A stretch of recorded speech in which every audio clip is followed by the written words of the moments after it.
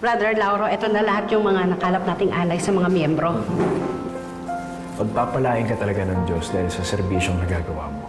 Ikinalulugod kong paglingkuran ng sugo ng Diyos. Salamat.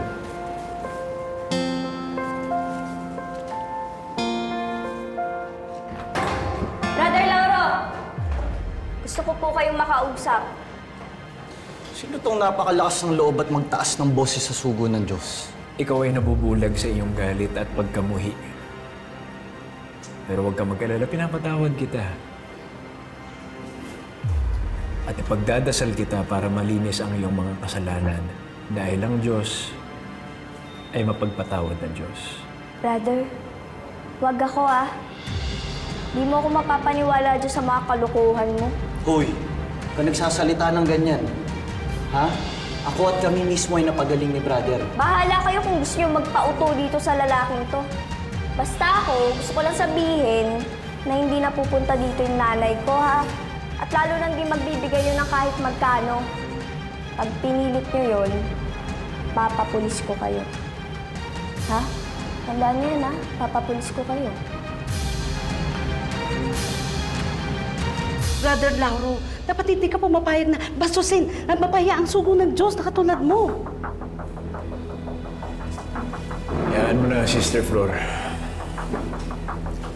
Hindi pa siya mulat sa katotohanan. Hayaan mo, ipagdadasal ko siya.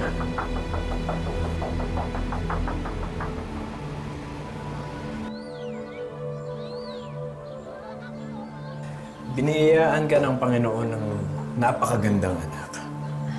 Bakit hindi mo siya dalhin sa ating mga pagtitipon para siya ay maging kaagib natin?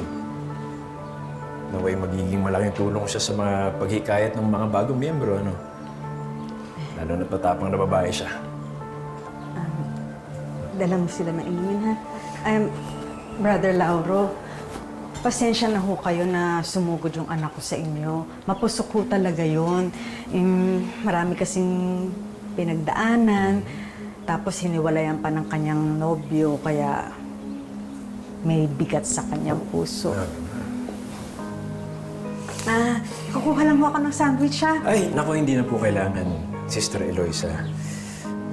Marami pa kaming bibisitahin na iba pang mga naliligaw ng landas. Nais ko nang din pumunta dito para sabihin sa iyo na medyo matagal ka nang hindi pumupunta sa ating mga pagtitipon, ha? Tsaka matagal ka na rin hindi nagbibigay ng iyong alay. Pasensya na po talaga, Brother Lauro, kasi marami akong trabaho, marami nagpapadabang ngayon. Naku, mas importante pa ba ang trabaho kaysa sa iyong pananampalataya? Hindi ka ba natatakot na maparusahan ka ng Panginoon dahil sa iyong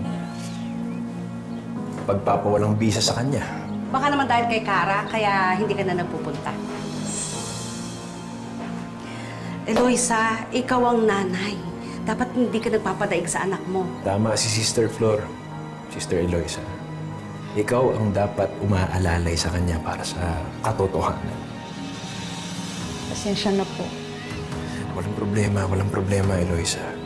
Walang problema. Pagpatawad ang Diyos. Basta ikaw ay bumalik sa katotohanan at isama mo ang iyong anak na naliligaw ng landas. Mauna na kami. Salamat po, brother. O, sa susunod ng pagtitipon, umatid ka na, ha? Ayan, asahan ka namin. Salamat. Sige. Ingat kayo. Salamat.